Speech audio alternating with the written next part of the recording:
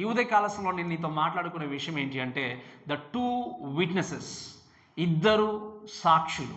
ఈ యొక్క వాక్య భాగాన్ని నెక్స్ట్ కూడా మనం కంటిన్యూ చేద్దాం. చాలా డీటెయిల్గా మీకు నేర్పించడానికి నేను ప్రయత్నం చేస్తాను. ఇద్దరు సాక్షులు. ఈ ఇద్దరు సాక్షులు మీరు వినండి. ఈ అంత్యదినంలో, ఈ శ్రమల కాలంలో వీళ్ళు ఈ సిచ్యువేషన్లో బ్రతుకు దేవుణ్ణి ధిక్కరిస్తున్న స్థితిలో ఉన్నప్పుడు మీరు మారండి, పశ్చాత్తపు చెందండి, మీ బ్రతుకును మార్చుకోండి, దేవుని యొక్క తీర్పు రాబోతుందని తెలియజేయడానికి ఇద్దరు సాక్షులు దేవుడు ఏం చేశాడు, అక్కడికి ప్రవేశింపజేసినట్టుగా మనం చూస్తాం. ఈ అంత్యదినంలో కూడా, లేకపోతే ఈ యొక్క శ్రమల కాలంలో కూడా, ఇంకా రెండవ చివరి భాగంలో లేదా 3.5 సంవత్సరంలో ఈ వాక్య భాగానికి వచ్చినప్పుడు వాక్యాన్ని నేర్చుకుంటున్న వ్యక్తులంగా గ్రహించాల్సింది ఏంటి అంటే ఈ టైంలో వారికి హెచ్చరించడానికి, వారికి తెలియజేయడానికి ఏం చేస్తాడు దేవుడు, ఇద్దరు సాక్షులు పంపించాడు. ఈ ఇద్దరు సాక్షుల గురించి కొన్ని విషయాలు మనం నేర్చుకుంటూ మనం ముందుకు వెళ్దాం. అందుకే దయచేసి మీరు 3వ వచనం చదవండి. దయచేసి 11వ అధ్యాయం, ప్రకటన గ్రంథము 11వ అధ్యాయం 3వ వచనం. నేను నా ఇద్దరు సాక్షులను అధికారం ఇచ్చేదను, వారు గోనెపట్ట ధరించుకొని 1260 దినములు ఏం చేస్తారు, వాళ్ళు ప్రవచించరు. ఈ మాటను చాలా జాగ్రత్తగా మనం ఆలోచన చేసేది ఏంటి అంటే, ఫస్ట్ థింగ్ ఏంటి అంటే మనం description of these two witnesses, అంటే వీరు ఈ ఇద్దరు సాక్షుల గురించి వివరణ గురించి నేను కొన్ని విషయాలు మీకు తెలియజేస్తాను. అసలు ఇద్దరు సాక్షులు అన్నప్పుడు ఎవరు, వారు ఎందుకు వచ్చారు, వారు దేని కొరకు వచ్చారు, ఏం చేశారు, ఏ విధంగా ఉంది అనే వారి జీవితాన్ని గురించి కొన్ని మాటలు మనం నేర్చుకుంటూ దేవుని యొక్క వాక్యం ద్వారా మన జీవితాల్లో ఏ విధంగా ఈ వాక్య భాగాన్ని అన్వయించుకోవాలో, అప్లై చేసుకోవాలో మనం ముందుకు సాగుతూ వెళ్దాం. అయితే ఈ యొక్క 3వ వచనాన్ని ఆలోచన చేసినప్పుడు మొట్టమొదటిగా ఏంటి అంటే ఈ ఇద్దరు సాక్షుల యొక్క మినిస్ట్రీ, ఇద్దరు సాక్షుల యొక్క పనేంటి, ఇద్దరు సాక్షుల యొక్క పరిచర్య ఏంటి, ఈ విషయాలు నేర్పించిన తర్వాత అసలు వారు ఎవరు అనే విషయం మనం నేర్చుకుంటూ వెళ్దాం. వారు ఎందుకొరకు వచ్చారు, దేని కొరకు వచ్చారు అనే విషయాన్ని మనం చూసినప్పుడు 3వ వచనంలో రాయబడిన విషయం ఏంటి అంటే నేను నా ఇద్దరు సాక్షులకు అధికారం ఇచ్చేదను, వారు గోనెపట్ట ధరించుకొని 1260 దినములు వాళ్ళు ఏం చేస్తారు, ప్రవచిస్తారు. ఈ ఇద్దరు సాక్షులకు నేను అధికారం ఇస్తాను అని చెప్పి అన్నాడు దేవుడు. ఏమన్నాడు చెప్పండి, ఐ విల్ గివ్ అథారిటీ. ఈ అథారిటీ, అధికారం అనేది ఏంటి అంటే ఎవరు ఇచ్చారు అంటే దేవుడు ఇచ్చాడు. ఏ అధికారం ఇచ్చాడు చెప్పండి, వారికి అధికారాన్ని నేను ఇచ్చేసి లోకంలోనికి వారు ఏం చేస్తున్న వారిని పంపిస్తున్నాను అని దేవుడు చెప్పాడు. వారు బోధించడానికి, ప్రకటించడానికి అధికారం ఇచ్చింది ఎవరు, దేవుడు. ఈ అధికారాన్ని కలిగి ఉండి అధికారాన్ని పొందుకున్న తర్వాత దేవుని యొక్క వాక్యం రాయబడిన మాట ఏంటి అంటే టూ విట్నెసెస్. ఏమన్నది చెప్పండి వాక్యంలో చూస్తే, ఇద్దరు సాక్షులు అనే విషయం చూస్తున్నాం. ఈ సాక్షుల గురించి మాట్లాడినప్పుడు బైబిల్లో చాలా మట్టుకు ఏంటి అంటే హతసాక్షులు అనే అర్థాన్ని కూడుకుంది అన్నట్టు. మీకు అర్థమైంది కదా, మాటేర్ అంటాం మనం. అంటే విట్నెస్ యొక్క సరైన మీనింగ్ కొలది మనం ముందుకు వెళ్తే హతసాక్షులు అంటే ఏంటి, దేవుడు తన కొరకు హతసాక్షులుగా నిలబెట్టడానికి ఎంతోమందిని లోకానికి ఏం చేశాడు, దేవుడు పంపించాడు. క్రీస్తు గురించి ప్రకటించడానికి, ఆయన గురించి తెలియజేయడానికి, ఆయన గూర్చినటువంటి తీర్పులు తెలియజేయడానికి, రక్షణ గురించి తెలియజేయడానికి లోకానికి పంపించినప్పుడు ఆ యొక్క సాక్షులు చివరికి ఏంటి, హతసాక్షులుగా మారినట్టుగా దేవుని యొక్క వాక్యం మనం చూస్తాం. అటువంటి సాక్షులు బైబిల్లో ఎంతమంది ఉన్నారు. మొట్టమొదటిగా దేవుని కొరకు హతసాక్షిగా మారిన వ్యక్తి ఎవరు చెప్పండి, స్టెఫెన్. ఎలా చనిపోయాడు చెప్పండి, ఆయన రాళ్లతో హింసింపబడి ఆయన ఏం చేస్తారు, కొట్టి చంపేసినట్టుగా చూస్తాం. ఈ యొక్క మాటను బట్టి చూస్తే ఏంటి అంటే వీళ్ళకి అధికారం ఇచ్చాడు దేవుడు. ఏంటి, మీరు వెళ్ళి లోకంలో ప్రకటించండి. మీరు బైబిల్లో మనం చూస్తే మనకు తీయడానికి ఎక్కువ సమయం లేదు, కానీ పాత నిబంధనలు ఆలోచన చేస్తే ఇద్దరు సాక్షులు ఖచ్చితంగా ఎవరైనా తప్పు చేసినా, నేరారోపణ చేసినా ఇద్దరు సాక్షులు ఏం చేయాలి, ఖచ్చితంగా నిలబడి సాక్ష్యం చెప్తేనే ఆ సాక్ష్యము చెల్లుతుందనే విషయం తెలుసు. ఆ విధంగా దేవుడు ఏం చేశాడు, ఇద్దరు సాక్షుల్ని ఈ శ్రమల కాలము చివరి టైంలో, చివరి భాగంలో ఏం చేశాడు, లోకానికి పంపించాడు.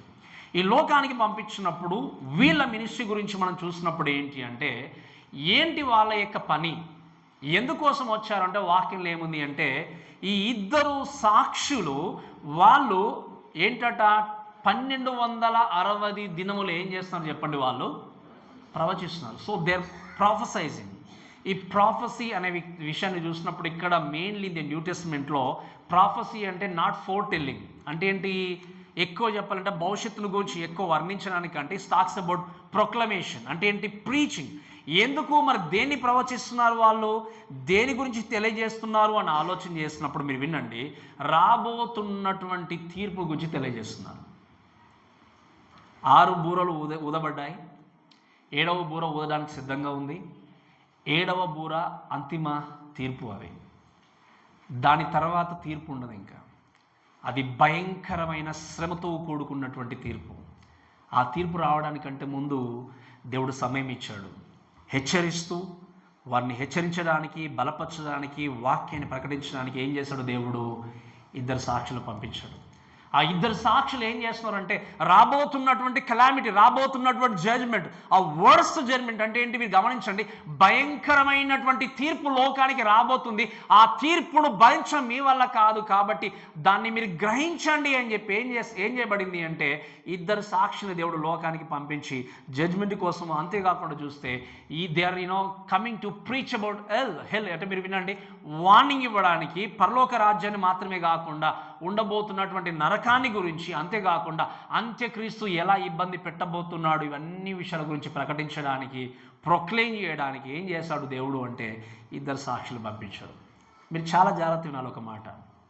దేవుడు ఎవరిని కూడా అన్యాయంగా నరకానికి పంపించేవాడు కాదు. చాలా జాగ్రత్త వినండి. మీరు అనుకుంటొచ్చు చాలాసార్లు మాకంటే చాలా చక్కగా జీవితాన్ని కొనసాగించేవారు ఉన్నారు కదా లోకంలో. అంటే అన్యాయం చేయని వారు, అక్రమం చేయని వారు, మోసం చేయని వారు, దేవుణ్ణి అంగీకరించినటువంటి వ్యక్తులు ఎంతోమంది లోకంలో ఉన్నారు కదా.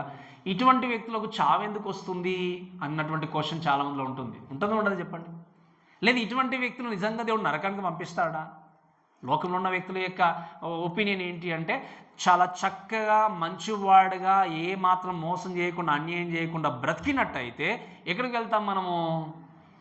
దేవుని దగ్గరికి వెళ్తామని నమ్ముతారు. కానీ వాక్యం ఏముంది చెప్పండి? మీ మంచి క్రియలు ఏంటి చెప్పండి? మురికి గుడ్డలు. అంటే మంచి క్రియలు చేయకూడదా? మంచి పనులు చేయకూడదా? అంటే మీరు వినండి, నిజమైన దేవుణ్ణి ఎరిగినటువంటి వ్యక్తి దేవుణ్ణి తెలియనటువంటి వ్యక్తి కంటే ఎక్కువ మంచి పనులు చేయాలి. ఇంకా దేవుణ్ణి తెలియకముందు మంచి పనులు చేసే వ్యక్తి నిజమైన దేవుణ్ణి తెలిసిన తర్వాత ఇంకా ఎక్కువ మంచి పనులు చేస్తాడు తప్ప మురికి గుడ్డల్లాగా ఉన్నటువంటి మంచి పనులు అంటే పక్కన పెట్టి ఇంకా కూడా అన్యాయంగా, అక్రమంగా ఎప్పుడు కూడా ప్రవర్తించాడు. కాబట్టి మీరు వినండి, దేవుడు ఎవరిని కూడా అన్యాయంగా నరకానికి పంపించే దేవుడు కానే కాదు. ఆయన లోపల పక్షపాతం లేదు, అసూయ లేదు. మనుషులు చూసినట్టుగా ఒకరిని ఒకలాగా ఇంకొకరిని ఒకలాగా తారతమ్యాలు ఉంచి చూసే దేవుడు కానే కాదు. మీరు గమనించండి, మరి ఎందుకు మీరు ఇటువంటి దేవుడు కనుకనేం చేస్తాడు? అందరినీ ప్రేమించి ఏం చేస్తున్నాడు? మీరు మారండి, పశ్చాత్తాపడండి అనేటువంటి మాటను తెలియజేస్తూ రాబోతున్నటువంటి తీర్పును గురించి ప్రకటించడానికి దేవుడు ఏం చేస్తాడు అంటే 2 సాక్షులు లోకానికి పంపించాడు. మీరు వినండి, ఎంతకాలము వీరు ప్రకటించారు అని అంటే 1260 రోజులు, అంటే 3.5 years, 42 months, 42 నెలలు ఈ చివరి 3.5 సంవత్సరాలు ప్రకటిస్తూనే ఉన్నారు. దేని గురించి? జడ్జ్మెంట్ రాబోతుంది, మీరు పశ్చాత్తాప చెందండి, జడ్జ్మెంట్ రాబోతుంది. అక్కడ 1,44,000 పీపుల్ రక్షింపబడి ఉన్నారు, మిగతా యూదులు ఉన్నారు, అంతేకాకుండా అన్యజనులు ఉన్నారు. వీరందరూ కూడా తెలియజేస్తూ రిస్టోర్ చేయడానికి, బలపరచడానికి, ఆదరించడానికి వాక్యాన్ని వీరు ప్రకటిస్తూ ఉన్నారు. ఈరోజు మీరు వినండి, ఈ 3.5 సంవత్సరాల కాలంకి వచ్చేసరికి దాదాపుగా half of the troubles already over. ఇంకా లాస్ట్ చివరి ట్రయల్స్ అనేటివి ఉన్నవి. దాన్నే మనం జాకబ్స్ ట్రయల్స్ అంటాం. ఈ చివరి ట్రయల్స్లో ఈ ఉన్న కొద్ది మందిని కూడా దృష్టిలో పెట్టుకొని దేవుడు ఏం చేస్తాడు చెప్పండి? 2 సాక్షులు పంపించాడు. పోతే పోన్లేని 1,44,000 పీపుల్ ఉన్నారు, మిగతా జనంగా ఉన్నారు, కాబట్టి వాళ్ళు సేఫ్గా మిలీనియంలోనికి వెళ్ళిపోతారు కదా, వీళ్ళతో అవసరం ఏంటా అని చెప్పి మనుషులు అనుకోవచ్చు. ఆ రోజు బలిపీఠ కింద ఉండి మనుషులు ఏం చేస్తారు? ప్రభా ఎంతకాలం ప్రభా మీరు ఇంకా వీరిని చూసి వదిలేస్తారని చెప్పి ప్రార్థన చేశారు. కానీ దేవుడు ఎవరిని కూడా అన్యాయంగా వదిలేసే దేవుడు కాదు. అందుకే దేవుడు ఏం చేశాడు? వీరిద్దరిని పంపించి తెలియజేస్తున్నాడు, జడ్జ్మెంట్, తీర్పు అనేది రాబోతుంది. అందుకే దేవుడు మనందరూ కూడా ఒక బాధ్యత ఇచ్చాడు. ఏంటో తెలుసా మీకు? ఏం బాధ్యత ఇచ్చాడు చెప్పండి? మీరు సర్వలోకానికి వెళ్ళి సర్వసృష్టికి సువార్తను ప్రకటించండి. ఈ బాధ్యత మనందరి మీద ఉంది. We are so close to the rapture అని చెప్పాను నేను చాలాసార్లు. మనం చాలా దగ్గరగా ఉన్నాం దేవుని యొక్క రాకడకి. ఇటువంటి దగ్గరగా ఉన్నప్పుడు మనందరము కూడా ఈ యొక్క ఇద్దరు సాక్షుల్లాగా నిర్ణయం తీసుకొని సిద్ధపడి, దేవుడు చెప్పిన మాట ఏంటి అంటే ప్రతి ఒక్కరూ కూడా ఏం చేయాలి, మీ కుటుంబం కొరకు, మీ బంధువుల కొరకు, మీ యొక్క ఉన్నటువంటి స్నేహితుల కొరకు ప్రాకులాడుతూ పరిగెత్తాలి. ఈరోజు ఎంతోమంది లోకంలో ఉన్నటువంటి క్రైస్తవులు కూడా, నేను చాలాసార్లు చెప్పాను, మీరు వినండి చాలా జాగ్రత్తగా, మళ్ళీ ఎందుకు జ్ఞాపకం చేస్తున్నాను అంటే మీ మంచిని కోరే కాపరిని కాబట్టి. మీ బిడ్డలకి, మీ యొక్క పిల్లలకి మంచి ఉన్నతమైన చదువులు ఇవ్వకూడదని నేను చెప్పట్లేదు, చక్కటి ఆశని సమకూర్చకూడదని నేను చెప్పట్లేదు, కానీ వీటన్నిటికంటే ప్రాముఖ్యంగా దేవుణ్ణి మీరు పరిచయం చేయాలి. దేవుడు గనక వారితో లేకపోతే డబ్బుతో పాటు నరకానికి పంపిస్తున్నారు మీ పిల్లల్ని. ఈ మాట మీకు కఠినంగా ఉండొచ్చు, కానీ ఇది నిజము. మీ పిల్లల్ని మీరు చేతుల నరకానికి పంపిస్తున్నారు. వారిని చర్చికి తీసుకొని రాకుండా, కనీసం ప్రార్థన కూర్చొని పెట్టకుండా, ఎంతో ఉన్నత స్థితిలోనికి నా కుమారులు వెళ్తున్నారు, కుమార్తెలు వెళ్తున్నారు, చక్కటి స్కూళ్ళలో కాలేజీలో చదివిస్తున్నాను అన్న స్థితిలో మీరు ఉంటున్నారు. కానీ ఆ కుమారునికి, ఆ కుమార్తెకి యేసుక్రీస్తు గురించి ఎంత తెలియజేస్తున్నారు మీరు వినండి. It's a warning for us. దేవుడి రాకడ దగ్గరలో మనం ఇదివరకు చక్కగా కీర్తన నేర్చుకున్నాము, ధనము ద్వారా విమోచన కలగదు. నువ్వు ధనాన్ని సమకూర్చుకుంటూ చక్కగా మీ పిల్లల్ని జీవితంలో చక్కగా ప్లాన్స్ చేస్తున్నావేమో, కానీ దేవుడు వారి దగ్గర లేకపోతే ఎల్లకాలం వారి నరకంలో కాలాల్సిందే, నరకంలో ఏడవాల్సింది, నరకంలో క్షేమై పోవాల్సిందే. అది మీకు ఇష్టమా? ఒక్కసారి ఆలోచన చేయండి. మీ పిల్లల కోసమే కావచ్చు, మీ బంధువుల కోసమే కావచ్చు, మీ స్నేహితుల కోసమే, మీ పొరుగువారి కోసమే కావచ్చు, ఎంత మీరు వేదనతో ప్రార్థన చేస్తున్నారు. దేవుడికి కన్సర్న్ ఉంది కాబట్టి ఈ చివరి కాలంలో కూడా ఏం చేశాడు, ఇద్దరు సాక్షులు పంపించాడు. ఈ ఇద్దరు సాక్షుల్లాగా దేవుడు మీకు అవకాశం ఇస్తున్నాడు. మీకు వాక్యం నేర్పిస్తూ, ఆరోగ్యాన్ని ఇస్తూ, అన్నీ ఇచ్చినప్పుడు ఎందుకొరకు నీ స్వలాభిమ కొరకు జస్ట్ జీవించి, నీ జీవితాన్ని కొనసాగించి, స్వనీతిని ఆధారం చేసుకుని నీ కొరకు నీ బ్రతకాలని కాదు, కానీ ఇతరుల కొరకు నీ జీవితాన్ని కొనసాగించి అనేకలను దేవుడి సంధికి నడిపించడానికి దేవుడు అవకాశం ఇస్తున్నాడు. అందుకే ఏమన్నాడు, మీరు సర్వలోకానికి వెళ్ళి సర్వసృష్టికి ఏం చేయండి, స్వార్థం ప్రకటించండి. ఈరోజు మీరు వినండి, పదే మాటలు వినబడుతున్నప్పుడు నాకెందుకు లేని వదిలిస్తే ఒకరోజు ఈ నిర్లక్ష్యము చేసిన ధోరణి బట్టి మీరు ఏడ్చే రోజు వస్తుంది, బాధపడే రోజు వస్తుంది. ఈ బాధపడే రోజు రాకూడదని చెప్పి దేవుడు ఏం చేశాడు, ఎంతోమంది వ్యక్తులను, సేవకులను పంపిస్తూనే ఉన్నాడు లోకానికి. మీరు సరైన వాక్యం కోసం బ్రతకండి, మీ జీవితాలు మలుచుకోండి అన్నప్పుడు నిర్లక్ష్య ధోరణి కలిగి ఉంటే ఆ వ్యక్తులను చివరిగా దేవుడు కూడా తప్పించలేడు. ఎందుకు అంటే దేవుడు ఆల్రెడీ ఏం చేశాడు, వార్నింగ్స్ అనేటివి ఇస్తూనే ఉన్నాడు. కాబట్టి మనందరం కూడా చేయాల్సింది ఏంటి అంటే ఉన్న సమయాన్ని సద్వినియోగం చేసుకుని దేవుడి గురించి ఏం చేయాలి చెప్పండి, చక్కగా వాక్యాన్ని ప్రకటించే వ్యక్తులుగా, ఇతరుల కొరకు ప్రయాసపడే వ్యక్తులుగా ఉండాలి. కాబట్టి ఈ యొక్క వ్యక్తులు చేసిన పని ఏంటి అంటే వాళ్ళు ఏం చేస్తారు, పరిచర్యను కొనసాగిస్తూ వాక్యాన్ని బోధిస్తూ వెళ్ళారు. ఎన్ని సంవత్సరాలు? 3.5 సంవత్సరాలు. అంతేకాకుండా వాక్యంలో చూస్తే అదే 3వ వచనంలో రాయబడిన మాట ఏంటి అంటే వారు గోనె పట్ట ధరించుకున్నారట. ఏం చేశారు చెప్పండి? So it's talks about their attitude, వాళ్ళ యొక్క స్వభావము. వాళ్ళు ప్రవచించడం వారి యొక్క పని మాత్రమే కాదు, వారి యొక్క యాటిట్యూడ్ ఎలా ఉంది, వాళ్ళ యొక్క ప్రభావం ఎలా ఉంది, వాళ్ళ యొక్క స్వభావం ఎలా ఉంది, వాళ్ళ జీవితాన్ని గురించి ఆలోచన చేసినప్పుడు దే క్లోత్ విత్ సాక్లోత్ అన్న ఏముంది చెప్పండి, గోనె పట్ట ధరించుకున్నట్టుగా ఉన్నాం. వాళ్ళు ఎలా ఉన్నారు చెప్పండి? గోనె పట్ట ధరించుకున్న వ్యక్తులుగా ఉన్నారు. ఈ గోనె పట్ట గురించి మనం మాట్లాడినప్పుడు ఏంటి అంటే బైబిల్ గ్రంథంలో మనం ఆలోచన చేస్తే ఏంటి అంటే it is symbol of morning before the lord. ఇంకా చెప్పాలి అంటే బాధతో ఉన్నప్పుడు, వేదనతో దేవుని సన్నిధికి వచ్చి ప్రార్థన చేసేటువంటి వారిని మనం బైబిల్లో ఎన్నోసార్లు చూస్తాం. అంటే ఎందుకు అది సూచన? ఈ గోనెపట్ట ధరించుకోవడం అంటే ప్రభా నా జీవితంలో ఇంకా ఏమీ లేదు, నా లోపల వేదన మాత్రమే ఉంది, బాధ మాత్రమే ఉంది, నేను ఇంకా నా జీవితంలో నా ద్వారా నేనేమి సాధించుకోలేనని చెప్పి దేవుని దగ్గరకు వచ్చి వేదనతో ప్రార్థించేటువంటి సూచనగా ఈ గోనెపట్ట ధరించుకొని ఏం చేసేవారు అంటే దేవుని దగ్గరకు వచ్చి ప్రార్థన చేసేవారు. అలా మన దేవుని యొక్క వాక్యంలో గమనిస్తే, ఎస్పెషల్లీ మనము పాత నిబంధనలో కూడా చూసినప్పుడు మనం చూస్తే యాకోబు ఏం చేశాడు అంటే గోనెపట్ట ధరించుకొని ఏడ్చుకుంటూ ఆయన వెళ్ళినట్టుగా చూస్తాం. ఎందుకు చెప్పండి? ఎందుకు ధరించుకున్నాడు యాకోబు గోనెపట్ట? తన యొక్క కుమారుడైనటువంటి ఎవరు, యోసేపు చనిపోయాడన్న సంగతి విన్నప్పుడు ఆయన ఆ కుమారుని ప్రేమించాడు కాబట్టి భరించలేని దుఃఖముతో గోనెపట్ట ధరించుకొని ఎంతో వేదనతో ఆయన ఏడ్చినట్టుగా చూస్తాం. అలానే దావీదు కూడా గోనెపట్టిక ధరించుకొని ఏడ్చినట్టుగా చూస్తాం.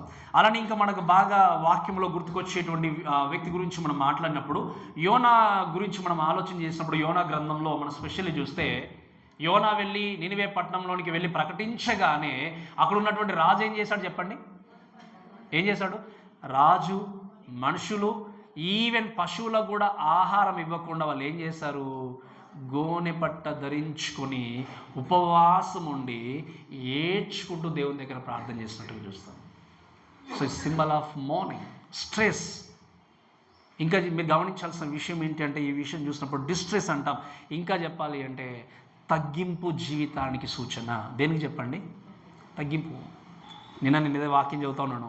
మొర్దెకై కూడా ఏం చేశాడు? యూదా జనాంగాన్ని సంహరిస్తాను అని చెప్పేసి హామాను ఏం చేశాడు? కుయుక్తి ఆలోచన చేసి అహష్వేరోషు దగ్గరికి వెళ్ళి పర్మిషన్ తీసుకొచ్చినప్పుడు మొర్దెకై తన యొక్క జనాంగమైన యూదులందరూ కూడా ఉపవాసంతో గోనెపట్ట ధరించుకొని ఏం చేశాడు? ఆయన ప్రార్థించినట్టుగా చూస్తున్నాం. ఈ గోనెపట్ట గురించి మాట్లాడినప్పుడు ఏంటని మీరు వినండి చాలా జాగ్రత్తగా. ఇక్కడ ఉన్నటువంటి ఈ ఇద్దరు సాక్షులు తగ్గింపు జీవితంతో, సాడ్నెస్తో, సారోతో, బాధతో వీళ్ళు 3 సంవత్సరాల లోకంలో జీవించారు. సంతోషంతో దేవుడు మమ్మల్ని పంపించాడని చెప్పి రావడం కంటే వాళ్ళు బాధతో దేవుని యొక్క వాక్యాన్ని ప్రకటించారు. ఎందుకు చెప్పండి? ఎందుకు బాధతో వాక్యాన్ని బోధించారు వాళ్ళు? ఎందుకు? వారికి ఉన్న బాధ ఏంటి చెప్పండి? వారు ఎందుకు గోనెపట్ట ధరించుకొని రావాలి? వారికి ఏమైనా సమస్య ఉందా? వారికి ఏమైనా బాధ ఉందా? ఏ సమస్య లేదు వారు. కానీ ఎవరి కోసం ఆ బాధ? లోకంలో ఉన్నటువంటి జనాంగం ఇంకా దేవుని ధిక్కరిస్తున్నారు, ఇంకా వ్యతిరేకిస్తున్నారు, ఇంకా ఆయన మాటకు లోబడట్లేదు, ఆయన వాక్యాన్ని వ్యతిరేకించి జీవిస్తున్నారు. కాబట్టి దయచేసి మీరు మీ మనసును మార్చుకోండి, మీ బ్రతుకును మార్చుకోండి. దేవుని యొక్క తీర్పు దగ్గరలో ఉంది, రాబోతుందనే విషయాన్ని ప్రకటిస్తూ వీళ్ళు బాధతో, వేదనతో ఈ 3.5 years ఏం చేశారు చెప్పండి? వాక్యాన్ని ప్రకటిస్తూ వెళ్ళారు. అటువంటి సేవకులు, అటువంటి ఎంతో పరిచారకులు ఈ లోకంలో ఎంతో బాధతో వాక్యాన్ని ప్రకటించుకుంటూ వెళ్తున్నారు. ఎందుకంటే వారికి బాధ ఉందని కాదు. నిజమైన సేవకుడు మీ ముందు కాకపోయినా మీ వెనకాల మీ గురించి బాధతో కార్చేటువంటి కన్నీరు ఎవరు కనబడదు. సంఘం కోసం ప్రాకులాడేది ఎవరు కనబడదు. ఎందుకు? బ్రతుకులు మార్చాలి, బ్రతుకులు మార్చుకొని దేవుని కొరకు నిలబడాలి అని వీళ్ళకి నిజంగా బాధ లేదు. నిజంగా ఒక మంచి ఫ్యాన్సీ కైండ్ ఆఫ్ సూట్స్ వేసుకొని రాలేదు, చక్కటి డ్రెస్సులు వేసుకొని చక్కగా అలంకరించుకొని కనబడే విధంగా వీళ్ళు ముందుకు రాలేదు. ఏంటి? తగ్గింపు జీవితాన్ని కలిగి ఉండి దేని కొరకు వచ్చారు? మేము మీకు ఈ వాక్యాన్ని తెలియజేస్తున్నాం, వార్నింగ్స్ తెలియజేస్తున్నాం. ఎందుకు అంటే దేవుని యొక్క తీర్పు చాలా దగ్గరలో ఉంది. మీ బ్రతుకులు మీరు ఏం చేయండి? మార్చుకోండి. ఎందుకంటే మీరు నరకానికి వెళ్ళి అక్కడ నశించిపోవడం మాకు ఇష్టము లేదు. ఈరోజు ఎన్నో విధాలుగా ఇక్కడ నుండి కొన్నిసార్లు మీకు కఠినమైన మాటలు వినబడవచ్చు, మీకు నొప్పి కలిగేటువంటి మాటలు వినబడవచ్చు. దానికి కారణం ఏంటి అంటే నేను చాలాసార్లు చెప్పాను, ఇక్కడ బాధ కలిగిన పరలోకంలో మీరు ఏం చేస్తారు చెప్పండి? ప్రశాంతంగా ఉంటారన్న ఆరాటమే. ఈరోజు వినండి, ఈ బాధతో కూడినటువంటి మాటలు వీళ్ళు తెలియజేసినప్పుడు, ఎంతో హంబుల్గా వీళ్ళ వాక్యాన్ని తెలియజేసినప్పుడు మీరు గమనించాల్సిన విషయం ఏంటి అంటే వాళ్ళు లోకంలోనికి వచ్చిన విషయం చూసినప్పుడు నిజంగా సంతోషం కొద్ది రాలేదు. వాళ్ళు చెప్పాలి అంటే వాళ్ళ హృదయంలో సంతోషం కంటే బాధ ఎందుకు ఉంది అంటే వీళ్ళు కనుక మారు మనసు పొందకపోతే ఏం కావాలి? ఖచ్చితంగా నశించాలి, తీర్పులోనికి వెళ్ళాలి. ఈరోజు మీరు ఎన్నోసార్లు లోకంలో ఉన్నటువంటి క్రైస్తవులుగా వాక్యం ప్రకటింపబడినప్పుడు కూడా నిర్లక్ష్యం కలిగి ఉండి సర్లే వదిలేద్దాంలే, పర్లేదు జీవితం ఉందిలే అనుకుంటే అకస్మాత్తుగా ఇమీడియట్గా దేవుని యొక్క రాకడ వచ్చినప్పుడు నీ పరిస్థితి ఏంటి? నీ కుటుంబ పరిస్థితి ఏంటి? వ్యక్తిగతంగా నీ జీవితం ఏంటి? ఒకసారి ప్రశ్నించుకోవాలి. ఎందుకు అంటే దేవుడు ముందుగానే తెలియజేస్తూ ప్రభువా నాకే చెప్పుంటే బాగుండు, నా బ్రతుకును మార్చుకుంటే వాడిని అని దేవుని దగ్గరికి వెళ్ళి క్వశ్చన్ చేసే వ్యక్తి ఎవరు? ఎందుకంటే దేవుడు అందరికీ దేవుని యొక్క మాటలు తెలియజేస్తున్నాడు. కాబట్టి వీళ్ళు హంబుల్నెస్తో ఏం చేశారు అంటే దేవుని సన్నిధికి వచ్చారు. అందుకే ఈ యొక్క మాటను మనం చూసినప్పుడు ఏంటి అంటే you should have a morning bench and morning hours since అని ఆలోచన చేసినప్పుడు ఈరోజు ఈ మాటలు విన్న వ్యక్తులుగా ఒక చిన్న విషయాన్ని మనం జ్ఞాపకం చేసుకుందాం. నీ జీవితంలోనూ చక్కగా దేవుణ్ణి ఎదుర్కోవడానికి సిద్ధపడుతున్నప్పుడు ఈ లోకంలో మానవుడుగా ఏ వ్యక్తి కూడా పరిశుద్ధతను కలిగిన వ్యక్తి కాదు. లోకంలో మన అందరూ కూడా పాపంలోనే జన్మించిన వ్యక్తులు. పాపంని కలిగి ఉండే వ్యక్తులుగా లోకంలో ప్రయాణం చేస్తున్నప్పుడు మీరు వినండి, మీ జీవితంలో, మీ యొక్క జీవితంలో దేవుడికి వ్యతిరేకంగా మీరు చేస్తున్నటువంటి పాపాన్ని బట్టి, దేవుడికి వ్యతిరేకంగా మీరు జరిగిస్తున్నటువంటి క్రియలను బట్టి మీకు తెలుసు, మీ హృదయానికి తెలుసు, అవును నేను ఖచ్చితంగా దేవుని కొరకు సరిగా జీవించట్లేదు అని మీరు బయటకు చెప్పకపోయినా మీ హృదయానికి తెలుసు. మీకు తెలుసు మీరు దేవుని కొరకు సరైన క్రియలు జరిగించట్లేదని మీ హృదయానికి తెలుసు. ఇవన్నీ తెలిసినప్పుడు మీ జీవితంలో పాపాన్ని బట్టి ఎన్నిసార్లు దేవుని దగ్గరకు వచ్చి ప్రార్థన చేశారు? ఓల్డెన్ డేస్లో అమెరికా, కొన్ని యూరోప్ కంట్రీస్లో ఏంటి అంటే మార్నింగ్ బెంచెస్ అనేవి ఉండేవి. అంటే ఏంటి అంటే వాళ్ళు ఏం చేసేవాళ్ళంటే ఆదివారం వచ్చినప్పుడు ఆ బెంచ్ దగ్గరికి వచ్చేసి వాళ్ళు ఏడ్చుకుంటూ, పాపాన్ని ఒప్పుకుంటూ, పశ్చాత్తాపడి ఏం చేసేవాళ్ళంటే ప్రార్థన చేసేవాళ్ళు. దేన్ని బట్టి? పాపాన్ని బట్టి. ఎన్ని సంవత్సరాలుగా మీరు దేవుని సన్నిధికి వస్తున్నారు? ఏ రోజైనా మీ పాపాన్ని ఒప్పుకుంటూ నిజంగా పశ్చాత్తాప హృదయంతో మీరు లాస్ట్ టైం ఎప్పుడు ప్రార్థన చేస్తారు? అది మీకు తెలుసు. నిజంగా దేవుని సన్నిధికి వచ్చి విన్న వాక్యాన్ని బట్టి ఒక్కసారి మీ జీవితాన్ని పరీక్షించుకుంటూ, ప్రభువా నేను ఇక్కడ ఉండడానికి యోగ్యత నాకు లేదు, నేను యోగ్యుని కాను, నన్ను మీ కుమారుడుగా అంగీకరించడానికి, కుమార్తెగా స్వీకరించడానికి నాలో ఏ గొప్పతనం లేదు ప్రభువా అని నిజంగా మీ పాపాన్ని ఒప్పుకుంటూ ఎప్పుడు ప్రార్థన చేశారు? మీరు ప్రార్థన చేయలేకపోతున్నారు అంటే మీ జీవితాన్ని పాపం వెళ్తుంది, దేవుడు వెళ్ళట్లేదు. పాపం ఒకవేళ మీ జీవితాన్ని ఏలుతుంటే దేవుడికి చోట్లేదు అక్కడ. ఈరోజు తగ్గింపుతో నీ జీవితాన్ని సమర్పించుకొని ఈ వాక్యము చేత నీ జీవితాన్ని మార్చుకుంటూ పశ్చాత్తాపము కలిగి నిజంగా దేవునిలో ప్రార్థించకపోతే నీ జీవితానికి విడుదల లేదు. పాపం వలన వచ్చు జీతము మరణం, దేవుని ద్వారా వచ్చేది మాత్రం నిత్య జీవం. ఆ నిత్య జీవాన్ని అనుగ్రహిస్తున్న దేవుని వైపు తిరిగి నీ పాపాన్ని ఒప్పుకుంటూ నిజంగా కన్నీరు కార్చుకుంటూ నిజంగా నువ్వు ఎప్పుడు ప్రార్థన చేసావు? లాస్ట్ టైం ఒక్కసారి నీ జీవితాన్ని పరీక్షించుకోండి.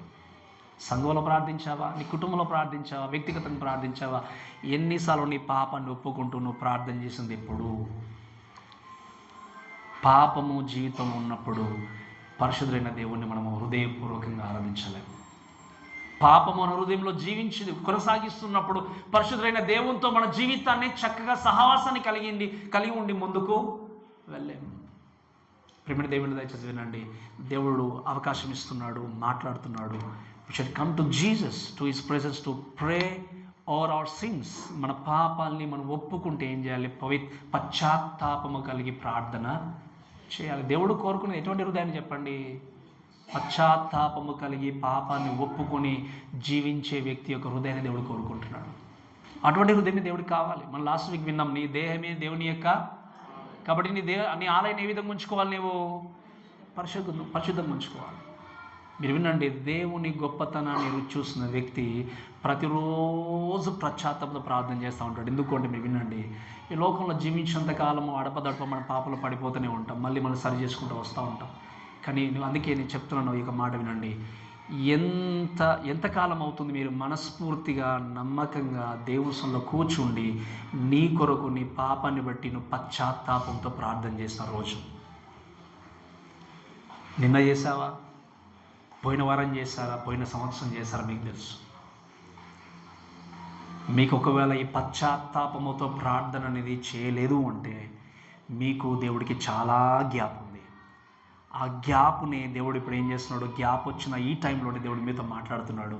ఆ గ్యాప్ ఫిల్ చేసుకుంటూ దేవుడు వచ్చే టైం వరకు మీరు ఏం చేయండి? మీ జీవితాన్ని చక్కదిద్దుకోండి. అందుకే ఇద్దరు సాక్షులు ఏం చేశారు చెప్పండి?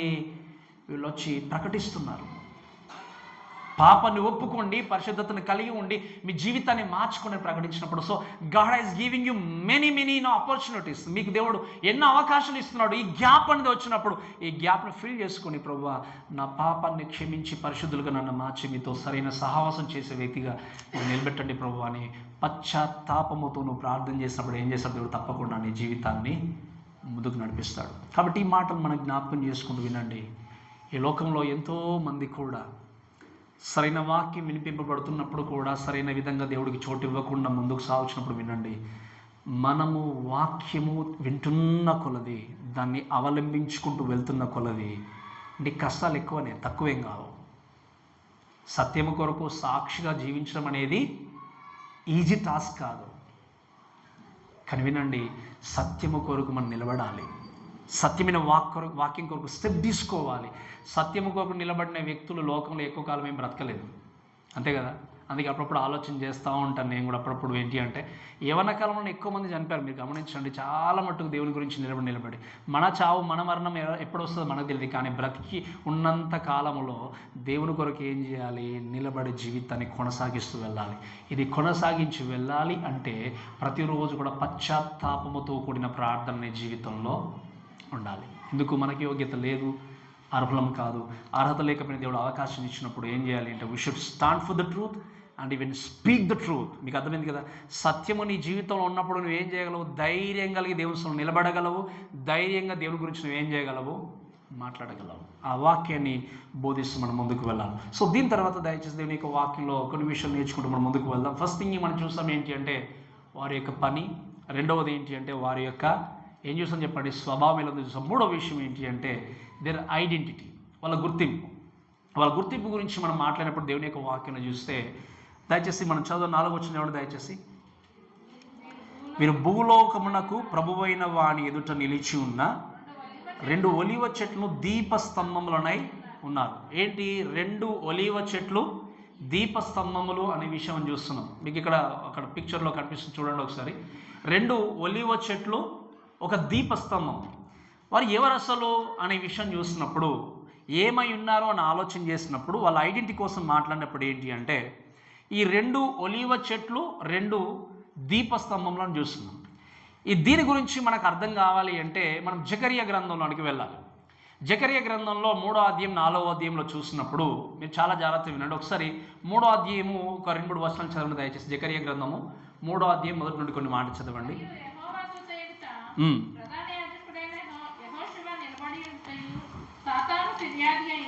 అతని కుడిపార్శ్వమున నిలవబడుటయు అతడు నాకు కనబర్చెను. సాతాను యెహోవా నిన్ను గద్దించును, యెరూషలేమును కోరుకును, యెహోవా నిన్ను గద్దించును. చాలా దేవుని యొక్క వాక్యం చూస్తే రాయబడిన విషయం ఏంటి అంటే ఇక్కడ జకరియా, మీరు చూడండి, హగ్గాయి, జకరియా, మలాకి, ఈ 3 ప్రవక్తల్ని మనము పోస్ట్ ఎగ్జాయిలిక్ ప్రాఫిట్స్ అంటాం. అంటే ఏంటి అంటే చెరలోనికి ఇశ్రాయేలు జనాంగము కొనిపోబడ్డారు. ఎన్ని సంవత్సరాలు చెప్పండి? ఎన్ని సంవత్సరాలు ఉన్నారు చెరలో? 70 సంవత్సరాలు ఉన్నారు. ఈ 70 సంవత్సరాలు చెరలో ఉన్నప్పుడు మీరు వినండి, చెర కంటే ముందు మీరు ఆలోచన చేసిన హోషే నుండి మనం ఆలోచన చేసిన ఈ మిగతా 9 మంది ప్రవక్తలు అందరూ కూడా, అంటే హగ్గాయి, జకరియా, మలాకి తప్ప మిగతా వాళ్ళందరూ కూడా చెర నుండి విడిపింపబడక ముందు పుస్తకాలు రాశారు. కానీ చెర నుండి బయటకు వచ్చిన తర్వాత ఎవరు రాశారు అంటే హగ్గాయి, తర్వాత జకరియా, మలాకి. ఈ 3 కూడా వాళ్ళ యొక్క ప్రాముఖ్యమైనటువంటి మెసేజ్ ఏంటి అంటే దేవాలయంను నిర్మించాలి. ఏం చేయాలి చెప్పండి? దేవాలయాన్ని. అందుకే హగ్గాయి అంటాడు కదా, ఏమంటాడు? మీరు సరంబి వేసిన ఇళ్లలో నివసిస్తూ దేవునికి ఆలయం లేకుండా మీరు ఏం చేస్తున్నారు? సరంబి వేసిన ఇళ్లలో నివసించడం మీకు న్యాయమా అంటాడు. అంటే ఏంటి? దేవాలయానికి సరైన అంటే దేవునికి సరైనటువంటి మందిరం లేదు, సరైన కట్టడం లేదు, కానీ మీరేం చేస్తున్నారు? మంచి ఇళ్లలో ఉంటున్నారు, ఇది సరైన సమయం కాదు అని చెప్తూ మాట్లాడతాడు. అలానే జకరియా ఏం చేశాడు అంటే వినండి చాలా జాగ్రత్తగా. అక్కడ మీరు ఆలోచన చేసినప్పుడు ఈయనకు దర్శనము కలుగుతుంది. ఎవరికి? జకరియాకు. ఈ దర్శనం వచ్చినప్పుడు కలిగేది ఏంటి అంటే అక్కడ ప్రాముఖ్యంగా మనం చూస్తే దేవుని దగ్గర నిలబడే స్థితిలో ఉన్నప్పుడు అక్కడ ఆ టైంలో ప్రధాన యాజకుడుగా యెహోషువ ఉంటాడు. ఈ యెహోషువ మోషే యొక్క మోషతో ఉన్నటువంటి లేదా మోషే యొక్క అనుచరుడు ఉన్నటువంటి యెహోషువ కాదు. ఆ యెహోషువ వేరు, ఈ యెహోషువ వేరు. ఈ యెహోషువ ఎవరు అంటే ప్రధాన యాజకుడుగా ఉన్నటువంటి వ్యక్తి.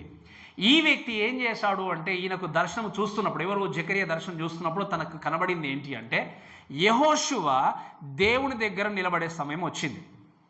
ఇశ్రాయేలు జనాంగము చెర నుండి బయటకు వచ్చిన తర్వాత తమ పాపాల్ని ఒప్పుకుంటూ పశ్చాత్తపడి దేవాలయం నిర్మించడానికి బదులు ఏం చేశారు అంటే దేవునికి వ్యతిరేకంగా జీవితాన్ని కొనసాగించి ముందుకు వెళ్ళినప్పుడు వాళ్ళు దేవుని యొక్క తీర్పును పొందుకోవాల్సిన సమయం ఆసమైనప్పుడు ఏం చేస్తారంటే చాలా భయపడ్డారు. ఇంకా ఎందుకు అంటే మేము దేవునికి నమ్మకంగా జీవించలేకపోయాం కాబట్టి దేవుడు మమ్మల్ని ఏం చేస్తాడు?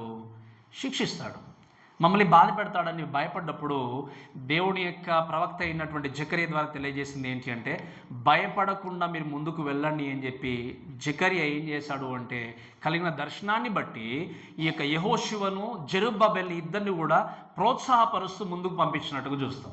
అయితే యెహోషువ దేవుని దగ్గర నిలబడి ఉన్నప్పుడు ఒక ప్రక్క దేవుని దూతలు ఉంటారు. దేవునితో ఉన్నప్పుడు దేవుని యొక్క దూత యెహోషువతో మాట్లాడుతూ సిద్ధపడినప్పుడు అక్కడ సాతాను వచ్చి ఏం చేస్తాడు అంటే, యెహోషువ ఈయన సరైన వ్యక్తి కాదు, ఈయన మీ కొరకు సరిగా జీవించలేదు అని సాతాను ఏం చేస్తాడంటే యెహోషువ మీద నేరారోపణ చేస్తూ ఉంటాడు దేవుడికి. ఎవరికి చెప్పండి? దేవుడికి నేరారోపణ చేసినప్పుడు దేవుడు కల్పించుకొని దేవదూత వచ్చేసి ఏం చేస్తాడు అంటే సాతాను యొక్క అక్యూజేషన్స్, నేరారోపణ కొట్టివేసి యెహోషువ జీవితాన్ని చూసినప్పుడు మీరు చాలా జాగ్రత్త వినండి. యెహోషువ పక్షాన దేవుడు నిలబడి ప్రోత్సాహపరిచి బలపరిచి ముందుకు వెళ్ళినట్టు చూస్తాం. ఇది జరగడానికంటే ముందు ఏంటి అంటే యెహోషువ అక్కడికి వచ్చినప్పుడు చాలా మురికి గుడ్డలతో వస్తాడు. అక్కడికి ఎలా వస్తాడు చెప్పండి? మురికి గుడ్డలు, మలిన వస్త్రములతో అక్కడ నిలబడతాడు. ఈ మలిన వస్త్రము దేనికి సూచన అంటే మీరు వినండి, పాపముతో, లేకపోతే నిజంగా చెప్పాలంటే నేను పరిశుద్ధుణ్ణి, పవిత్రుణ్ణి, దేవుని దగ్గర మలినం లేకుండా, పాపం లేకుండా నేను నిలబడగలను అని చెప్పడానికి వీల్లేని స్థితిలో యెహోషువ కనిపిస్తాడు. ఇశ్రాయేల్ జనాంగం అంతా కూడా అటువంటి పాపంలో ఉన్నప్పుడు, ఆ మలినంతో ఉన్నప్పుడు సాతాను ఏం చేస్తాడు అంటే, వీళ్ళు నీ ప్రజలు కాదు, నీ ప్రజలుగా నువ్వు చేసుకున్నావు కానీ వీళ్ళు మాత్రం నీ కొరకు జీవించట్లే. యెహోషువ యాజకుడు, ప్రధాన యాజకుడు ఉన్నాడు కానీ ఆయన నీ కొరకు బ్రతకట్లేదు, మీ కొరకు జీవించట్లేదని చెప్పి నేరారోపణ చేస్తున్నప్పుడు దేవుడు ఏం చేస్తాడో తెలుసా?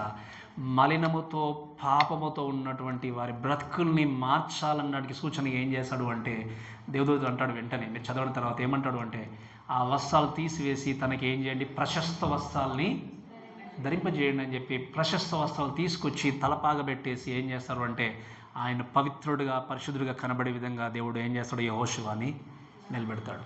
ఈ మాట మీరు వినండి, చాలా జాగ్రత్తగా ఆలోచన చేస్తుంది ఏంటి అంటే, దేవుని స్థలంలో యెహోషువ లాగానే మనం బ్రతుకుంది. నిజంగా చెప్పాలంటే పాపము లేని వ్యక్తులుగా మనం లేవు. ఎక్కడో పాపముతో ఉండి నరకానికి వెళ్ళాల్సిన స్థితిలో ఉండి, మురికి గుడ్డలతో ఉండి, దేవుని దగ్గర నిలబడడానికి యోగ్యత లేనటువంటి స్థితిలో మనల్ని ఉన్నప్పుడు మీరు వినండి, యెహోషువను క్లీన్ చేసి ప్రశస్త వస్త్రములు ఇవ్వడానికి ఆయనలో ఏ యోగ్యత లేదు. ఈరోజు నీ జీవితాన్ని దేవుడు ప్రేమించి నిన్ను పరిశుద్ధపరిచి పవిత్రపరిచి పరలోకం తీసుకెళ్ళడానికి ఏ యోగ్యత ఉంది చెప్పండి మీ దగ్గర? నేను ఒక ప్రశ్న అడుగుతాను, వినండి చాలా జాగ్రత్తగా. దేవుడు మిమ్మల్ని ప్రేమించి మీకు రక్షణ ఇవ్వడానికి మీ దగ్గర ఉన్న గొప్పతనం ఏంటి? మీ దగ్గర ఉన్న యోగ్యత ఏంటి? నా దగ్గర ఉన్న యోగ్యత ఏంటి? మనందరిని దేవుడు ప్రేమించి తన కుమార్తెలు చేసుకొని ఈ మలినమైనటువంటి లోకములో పాపం అనేటువంటి ఊబి నుండి తప్పించి ప్రశస్త వస్త్రమైన ధరింపజేసి రక్షణ మనకి ఇచ్చేసి పరలోక రాజ్యానికి తీసుకెళ్ళడానికి తన కుమార్తెలుగా స్వీకరించి దత్తపుత్రులను పిలవడానికి మనలో ఉన్న యోగ్యత ఏంటి? ఎప్పుడైనా మీరు ఆలోచన చేశారా? ఏ యోగ్యత ఉంది చెప్పండి? యోగ్యత లేదు మనకి. అందుకే నేను చెప్తాను చాలాసార్లు, రక్షణ మనం పొందుకున్నాము అంటే రక్షణ బట్టి విర్రవీగి నిజంగా నేనే ఇంకా గొప్పవాడిని, నేను నాకు అన్ని తెలుసులే అన్న విధంగా వెళ్ళి బోస్ చేసుకోవడానికి మనకు లోపల ఏం లేదు. ఎందుకంటే మనము కష్టపడి ప్రయాసపడి ఈ రక్షణ సంపాదించుకోలేదు. పని జరిగించామా చెప్పండి? పని జరిగించామా? ఈ రక్షణ కోసం పని జరిగించామా? మనం ప్రాకులాడామా? కనీసం మనం ఏంది ఒక 1% కాదు కదా, అసలు ఏమి చేయకపోయినా, యోగ్యత లేకపోయినా, యోగ్యులు కాకపోయినా, అర్హత లేకపోయినా దేవుడు ఏం చేశాడు? మనల్ని ఏర్పరచుకున్నాడు. అందుకే నేను ఎప్పుడు ఒక మాట చెప్తాను, మనకంటే ధనం, మీకంటే ఇక్కడ ఉన్నవారి కంటే 10 అంతలు ధనవంతులు ప్రజ్ఞాలో ఉండొచ్చు. మీకంటే చక్కటి ఆ పేరు ప్రఖ్యాతులు కలిగిన వాళ్ళు లోకంలో లేరంటారు చెప్పండి? ఉన్నారు. మనకంటే అందం ఉన్నవారు, జ్ఞానం ఉన్నవారు, అన్ని రకాలుగా వారు ఉన్నారు.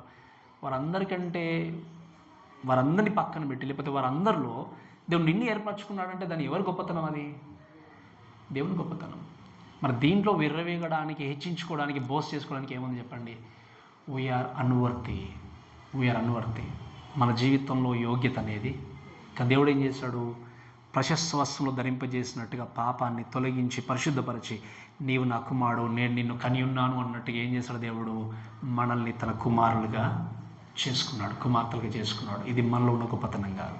మరి ఇటువంటి త్యాగాన్ని చేసి ఇటువంటి రక్షణ ఇచ్చిన దేవుడి కొరకు ఎలా జీవించాలి చెప్పండి? మనము ఎలా జీవించాలి? బ్రతికినంత కాలము చివరి శ్వాస వరకు ఆయన మహిమ కొరకు జీవిస్తూ ముందుకు వెళ్ళాలి. అందుకే ఈ మాటను తెలియజేసి ఇంకొన్ని విషయాలు చూసేది ఏంటి అంటే, 4వ అధ్యాయానికి వచ్చేసరికి మరొక దర్శనంలో ఆయన ఏంటి అంటే, తను పడుకున్న టైంలో మనం చూడగానే ఇంకో దర్శనం, ఆ దర్శనంలో ఏం కనిపిస్తుంది తనకంటే మీరు చూడండి, 2 ఒలీవ చెట్లు, తర్వాత ఒక ఒకటే కనిపిస్తుంది అక్కడ, 2 కాదు, ఎన్ని ఉన్నాయి చెప్పండి జకర్యా గ్రంథంలో? 2 ఒలివ చెట్లు, ఒకటి ఏం కనిపించింది అక్కడ? దీపస్తంభం. 2 ఒలివ చెట్లు, ఒక దీపస్తంభము. దీపస్తంభం పైన 7 ఏమున్నాయి? ప్రమిదలు, లైట్స్. తర్వాత ఇంకేం చెప్పండి? 7 పైప్స్ ఉన్నాయి, 7 పైప్స్, 7 గొట్టంలు ఉన్నాయి. ఈ యొక్క విషయాలని చూసినప్పుడు నాకు ఏంటిది అన్నీ అర్థం కావట్లేదు అని యొక్క జకరియా అడిగినప్పుడు దేవుని యొక్క దూత చక్కగా ఏం తెలియజేశాడు అంటే, వీరి గురించి మాట్లాడినప్పుడు ఏంటి అంటే, ఆ 2 ఒలివ చెట్ల నుండి ఆయిల్ అనేది ఏమవుతుంది అంటే, దానిపైన చూస్తే ఈ ప్రమిద పైన లేకపోతే దీపస్తంభం పైన ఒక బౌల్ ఉంది, కనిపిస్తుంది కదా మీకు, ఒక పాత్ర. ఆ 2 ఒలివ చెట్ల నుండి ఆయిల్ అనేది దాంట్లో పడినప్పుడు ఆయిల్ ఏం జరుగుతుంది? ఆ యొక్క గొట్టం నుండి లేకపోతే ఆ పైప్స్ నుండి అక్కడికి వెళ్ళిపోయి ఆ విధంగా సప్లై అవుతూ ఆ యొక్క లైట్స్ అనేటివి, క్యాండిల్స్ లేకపోతే అక్కడ ఉన్నటువంటి ఆ యొక్క దీపములు నిరంతరం కూడా వెలుగుచూ ఉన్నాయి అన్నట్టు. మీకు అర్థమైంది కదా? ఏమవుతున్నాయి? నిరంతరం కూడా వెలుగుచున్నాయి. మీరు చూస్తే ఇక్కడ ఏంటి అంటే, ఇక్కడ ఇప్పుడు పాత నిబంధనలో చూస్తే ప్రధాన యాజకుడు లేదా యాజకులు ఏం చేసేవాళ్ళు అంటే, దాంట్లో చూస్తే ఆయిల్ పోసేవాళ్ళు. ప్రతిసారి ఏం చేయలే, ఆయిల్ అయిపోయక ముందే ఏం చేయాలి? ముందుగానే ఆయిల్ పోసి అవి ఎప్పుడు కూడా వెలుగుతూనే ఉండాలి, ఇంకా ఆరిపోవడానికి వీల్లేదు. కానీ ఇక్కడ ఏ మానవుడు ఇన్వాల్వ్ కాకుండా దేవుడు ఏం చేశాడు? వాటిని ఎప్పుడు కూడా వెలిగిస్తూనే ఉన్నాడు. అంటే దీని అర్థం ఏంటి అంటే, మీరు వినండి చాలా జాగ్రత్తగా. ఇశ్రాయేలు జనాంగము వెలిగింపబడి ముందుకు వెళ్ళి రిస్టోరేషన్ కావాలి అంటే ఏం చేశాడు దేవుడు? ఈ యొక్క 2 ఒలివ వృక్షములగా ఏం చేశాడు అంటే, ఒక పక్క యెహోషువను, ఇంకొక పక్క జెరుబ్బబేలును దేవుడు నిలబెట్టి ఏం చేశాడు అంటే, పరిశుద్ధాత్మ శక్తి ద్వారా ఏం చేస్తుండే? ముందుకు నడిపించాడు. అందుకే దయచేసి ఒకసారి 6వ వచనం 7వ వచనం చదవండి దయచేసి. 4వ అధ్యాయము 6వ వచనం 7వ వచనం. అప్పుడు అతడు నాతో ఇట్లా, నేను జెరుబ్బాబేలుకు ప్రత్యక్షమగు యెహోవా వాక్కు ఇదే, శక్తి చేతనైనను బలము చేతనైన కాక నా ఆత్మ చేతనిది జరుగునని సైన్యములకు అధిపతి యెహోవా ఏం చేశాడు? ఈ మాట వినండి చాలా జాగ్రత్తగా.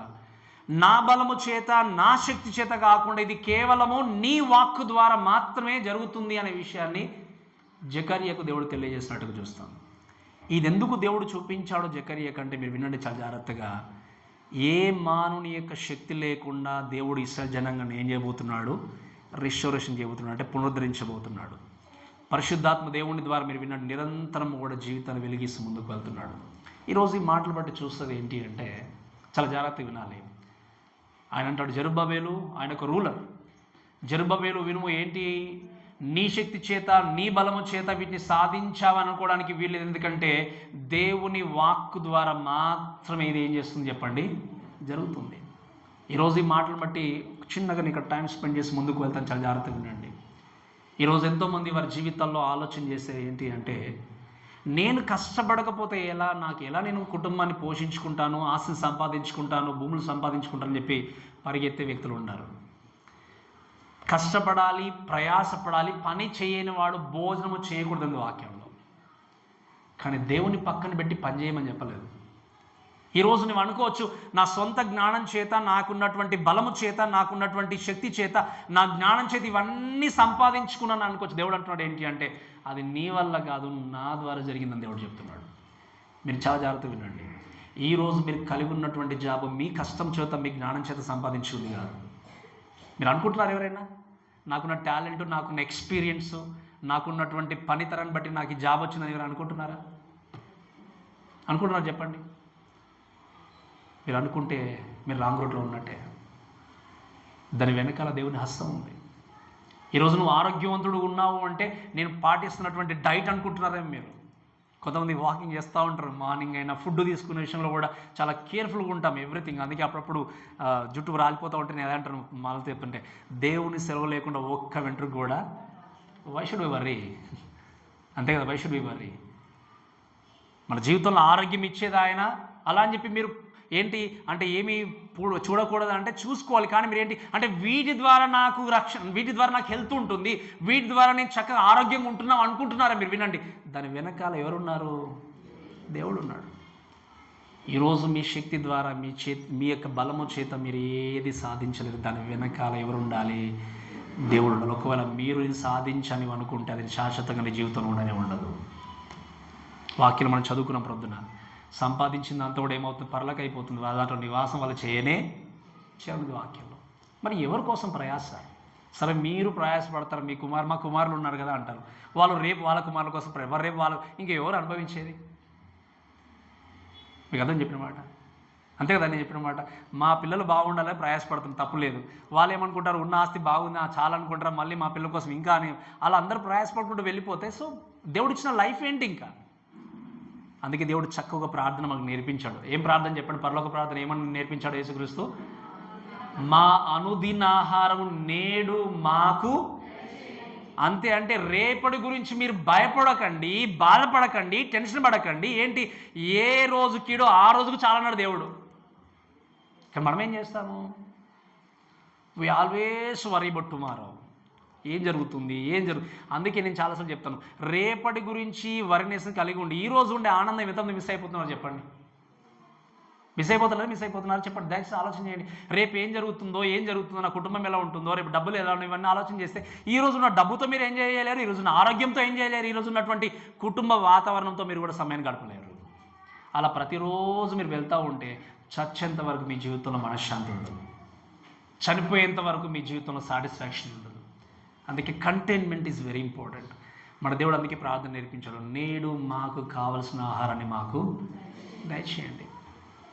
ఖచ్చితంగా దేవుడు దయచేస్తున్నాడు. మీకు తెలుసా తెలియదా? దయచేస్తున్నాడు మీరు. అందుకే వాక్యం మీ చేతిలో కలిపినటువంటి ముద్ద మీ నోటి దగ్గరకు రావడానికి దేవుడి యొక్క ప్రయాసం ఉంది, దేవుని యొక్క ఆశీర్వాదం గమనించండి. ఈరోజు నువ్వెన్ని సంపాదించుకున్నా, ఎంత చక్కగా లోకంలో బ్రతికినా, ఇది నా నాలెడ్జ్ ద్వారా, నా జ్ఞానం ద్వారా, నాకున్నటువంటి పేరు ప్రఖ్యాల ద్వారా అని చెప్పి నువ్వు విర్రవీగుతున్నావు గుర్తుపెట్టుకోండి, దాని వెనకాల దేవుడు ఉన్నాడు. మరి ఈ దేవుడు ఇచ్చినటువంటి ఈ ఆశీర్వాదాన్ని పక్కన పెట్టి దేవుణ్ణే మర్చిపోతే నీ జీవితంలో నిజమైన ఆశీర్వాదాన్ని ఎప్పుడు కూడా దక్కించుకోలేదు. కాబట్టి ఈ విషయం గుర్తుపెట్టుకుంటూ మనం ముందుకెళ్ళాలి. కాబట్టి మీరు వినండి, దేవుని యొక్క వాక్యం చూస్తే ఈ యొక్క ఇద్దరు వ్యక్తులు కూడా, ఇద్దరు యొక్క సాక్షులు కూడా వీళ్ళు ఏంటి అంటే ఒలీవ చెట్టులాగా ఉండి ప్రజల్ని ఏం చేస్తారు, వాళ్ళు పురికొల్పుతూ, వాళ్ళు హెచ్చరిస్తూ, వాళ్ళు నిలబెడుతూ ముందుకు వెళ్తూ ఉన్నారు.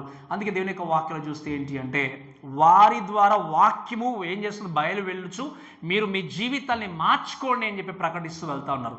ఈ మాటను బట్టి చూసినప్పుడు ఏంటి అంటే ఐడెంటిఫికేషన్, గుర్తింపు గురించి మాట్లాడినప్పుడు ఈరోజు మనందరం కూడా ఇక్కడ ఉన్నాము అంటే వాక్యంలో ఒక మాట ఉంది, మన పౌరస్థితి అంటే మన ఐడెంటిటీ ఏంటి అంటే కమ్స్ ఫ్రమ్ ద లార్డ్.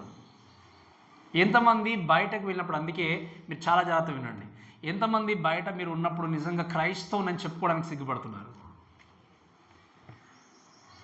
ఉన్నారు ఎవరైనా? క్రైస్తవులు చెప్పుకోవడానికి సిగ్గుపడడం, మళ్ళీ అందరితో పాటు వెళ్ళి అన్ని పూజలు చేస్తాం కూడా సార్, అంతే కదా?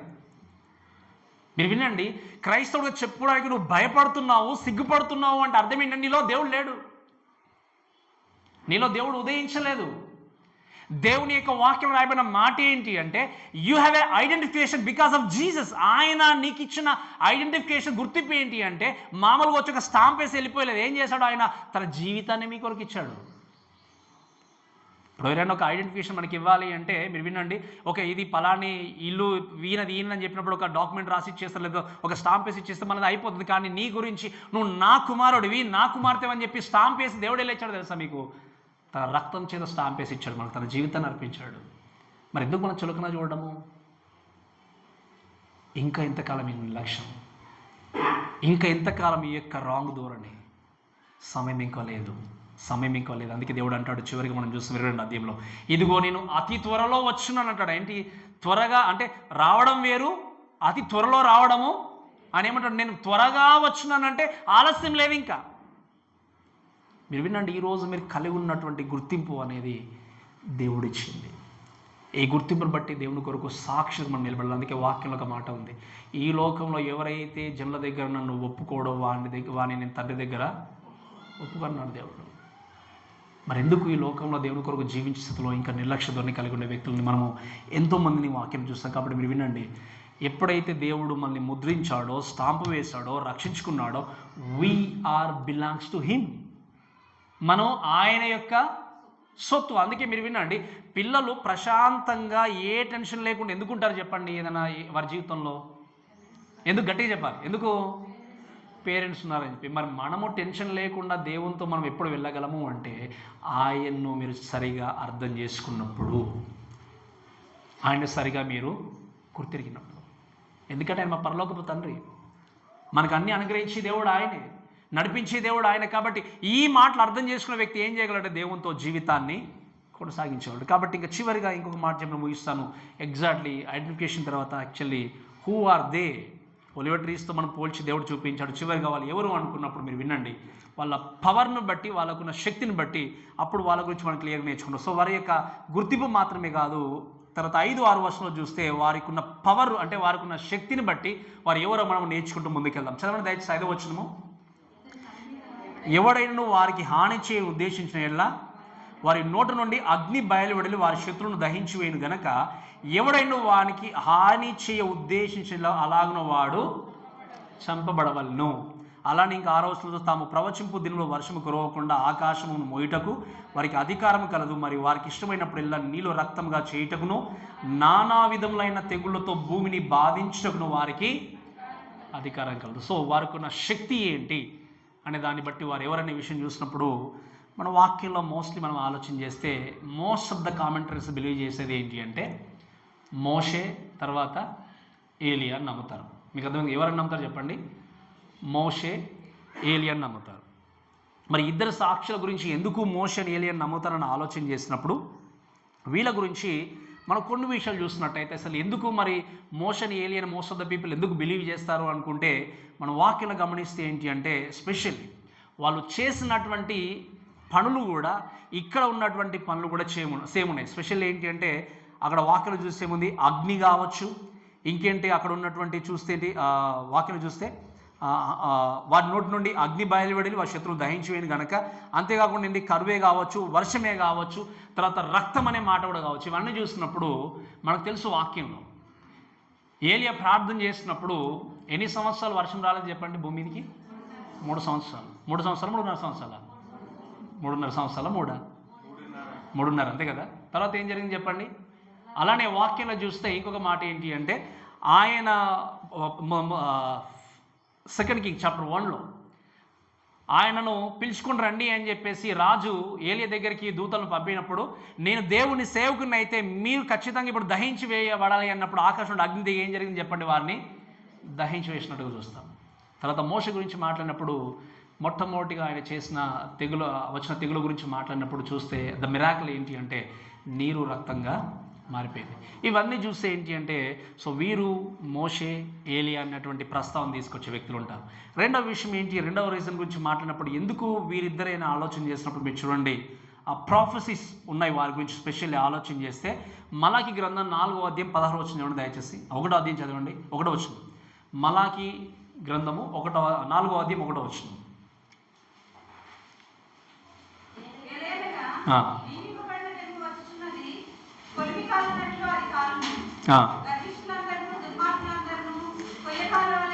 ఆరో వచనం కూడా దయచేసి. 6వ వచనం.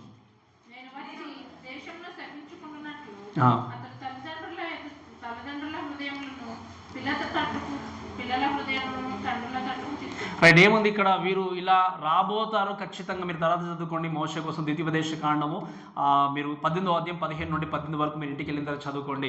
వీరు మరలా లోకానికి రాబోతారు అనేటువంటి వాక్య భాగాలు ఆల్రెడీ మెన్షన్ చేయబడ్డాయి. కాబట్టి ఇవి కూడా మనకు తెలియజేసేది ఏంటి అంటే ఇద్దరు సాక్షులుగా దేవుడు లోకానికి వారిని పంపించాడు అని మన దేవుని యొక్క వాక్యం బట్టి కొన్ని విషయాలు అర్థం చేసుకోవచ్చు. అలానే ఇంకో కొన్ని విషయాలు చూస్తే మనము దిస్ బోత్ ఆర్ ఏంటి స్పెషల్లీ వాక్యంలో గమనిస్తాం కదా, లోకానికి రాకముందు వీరిద్దరు కనబడినట్టుగా చూస్తాం. మత్తయి సువార్త 17వ అధ్యాయంలో చూస్తే మనకు తెలుసు తీనవసరం లేదు. అక్కడ ఏంటి అంటే దాన్ని మనము ట్రాన్స్ఫిగరేషన్ అనేటువంటి విషయం చూసినప్పుడు ఈ శిష్యులు యేసుక్రీస్తుతో పాటు వెళ్ళినప్పుడు అక్కడ యేసుక్రీస్తుతో పాటు ఎవరు కనిపిస్తారు చెప్పండి? ఏలియాను మోషే కనబడ్డప్పుడు అక్కడ ఉన్నటువంటి వ్యక్తులు ఏమంటారు శిష్యులు? ప్రభా వీరి గురించి కూడా మేము పర్ణశాలలు కట్టించాలన్నప్పుడు అక్కడ దేవుడు వద్దని చెప్పేటువంటి సందర్భం మనకు తెలుసు. సో ఈ విషయాలు బట్టి ఏంటి? మోషే, ఏలియా లోకానికి వస్తున్నారు. ఇద్దరు సాక్షులుగా అన్న విషయం నమ్ముతారు. అంతేకాకుండా ఇంకొక విషయం ఏంటి అంటే దిస్ బోత్ డైడ్ అన్యూజువల్ వే. ఎలా అంటే మోషే శారీరకంగా చనిపోయిన ఆయన యొక్క సమాధి ఎవరు చేశారు చెప్పండి? ఎవరు చేశారు? దేవుడు. అంతే. ఎక్కడ సమాధి ఉందో ఎవరికి తెలియదు, అంతే కదా. ఆయన సమాధి దేవుడే చేశాడు కాబట్టి నోబడీ నోస్. అంటే ఏలియా ఎలా వెళ్ళిపోయాడు ఆయన దేవుని దగ్గరికి? ఆరోహణమై వెళ్ళిపోయాడు కాబట్టి ఇట్స్ లైక్ ఏ అన్యూజువల్ వేస్, అంటే వారిద్దరు కూడా ఇటువంటి మరణాన్ని పొందుకున్నారు కాబట్టి దట్స్ వన్ మోర్ థింగ్. కాబట్టి అంతేకాకుండా వాక్యంలో ఇవన్నీ కూడా మనం చూస్తే ఏంటి అంటే మనం 5-6 వర్షాలు చూస్తే వాళ్ళు మిరాకిల్ చేస్తూ ముందుకు వెళ్ళారు. ఈ మిరాకిల్స్ గురించి మాట్లాడినప్పుడు ఏంటి అంటే ఈ 3.5 సంవత్సరాలు ఎవరైనా వీరికి హాని చేయాలని ఉద్దేశిస్తే వారిని చంపబడాలి అనే విషయాన్ని మనం వాక్యంలో నేర్చుకుంటూ వస్తాం. తర్వాత వాళ్ళు ప్రార్థన చేసినప్పుడు వర్షం ఆగిపోయినట్టుగా, వర్షము ఆ విధంగా ఉన్నట్టుగా, అంతేకాకుండా అగ్ని వారి నోటి బయట వచ్చినట్టుగా ఇటువంటి మిరాకల్స్ అన్నీ కూడా వీళ్ళు జరిగించినట్టుగా చూస్తాం. కాబట్టి మీరు గమనించండి, వీరికి దేవుడు ఏం చేశాడు? అధికారం ఇచ్చాడు, ఐ మీన్ సే పవర్ ఇచ్చాడు, శక్తిని ఇచ్చాడు. ఇవన్నీ విషయాలు మనం జ్ఞాపకం చేసుకున్నప్పుడు మనం గమనించాల్సిన విషయం ఏంటి అంటే ఈ లోకంలో దేవుడు మనందరం కూడా లోకంలో వెళ్ళి సర్వసృష్టికి సువార్తను ప్రకటించడానికి దేవుడు మనకు అధికారం ఇచ్చాడు. అందుకే ఆయన అన్నాడు కదా, నాకు సర్వ అధికారము ఇవ్వబడి ఉంది. So we have a power. ఈ పవర్ దేవుడు మనకి ఇచ్చినప్పుడు మీరు వినండి, దేవుని యొక్క వాక్యంలో చూస్తే లోకంలో ఎంత పర్సిక్యూషన్ వచ్చినా, ఎంత బాధ పెట్టినా, ఎన్ని రకాల శ్రమలు ఎదురైనా కూడా మీరు వినండి, ఎవరు కూడా సువార్తను ఆపలేరు. ఎందుకంటే గాస్పల్ ఈజ్ పవర్ఫుల్. దేవుని సువార్త శక్తివంతమైంది. అందుకే వాక్యంలో ఒక మాట అంటాడు కదా అపొస్తలుడైన పౌలు, లోకంలో ఆయన అంటాడు, ఈ యొక్క లోకంలో సిలువను గూర్చిన వార్త నశించిన వారికి వెరితనం, కానీ మనకు రక్షబడ్డ వ్యక్తులకు మనకేంటి చెప్పండి? దేవుని శక్తి.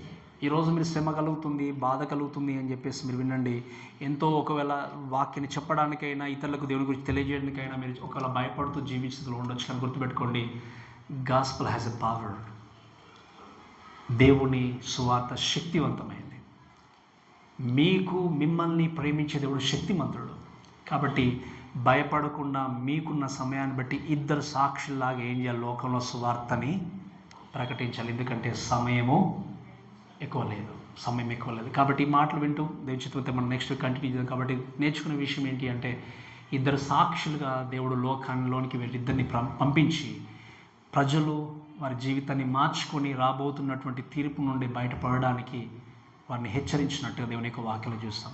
ఈ మాటలు ఈరోజు మీతో మాట్లాడబడినప్పుడు ఇవి ఒకవేళ హెచ్చరికగా మీకు అనిపించినా, లేదా ప్రోత్సాహకరంగా మీరు అనిపించినా, మీరు ఎలా బలపరచబడాలి, ఏ విధంగా ఆదరించబడాలి, ఏ విధంగా బ్రతుకును మార్చుకోవాలి, ఒక్కసారి వాక్యాన్ని బట్టి మీ జీవితాన్ని పరీక్షించుకుంటూ, ప్రభువా నాకు కూడా ఎక్కువ సమయం లేదు, నా నిర్లక్ష్య ధోరణి తీసివేసి మీ కొరకు సాక్షిగా నేను బ్రతకాలి, పాప జీవితాన్ని ఒప్పుకుంటూ జీవించాలి, అంతేకాకుండా ఉన్న సమయాన్ని బట్టి అనేకులకు సువార్త ప్రకటించాలి ప్రభువా అని నువ్వు నిర్ణయం తీసుకుని ముందుకు వెళ్తే ఖచ్చితంగా దేవుడు నీ జీవితం ద్వారా మహిమపరచబడతాడు. కాబట్టి అటువంటి జీవితాన్ని దేవుడు మనకు అనుగ్రహించి ముందుకు నడిపించేలాగిన మన ప్రార్థనతో ముందుకు సాగుతాం. కాబట్టి మాటలను మన దేవుడు దీవించి ఆశీర్వదించును గాక.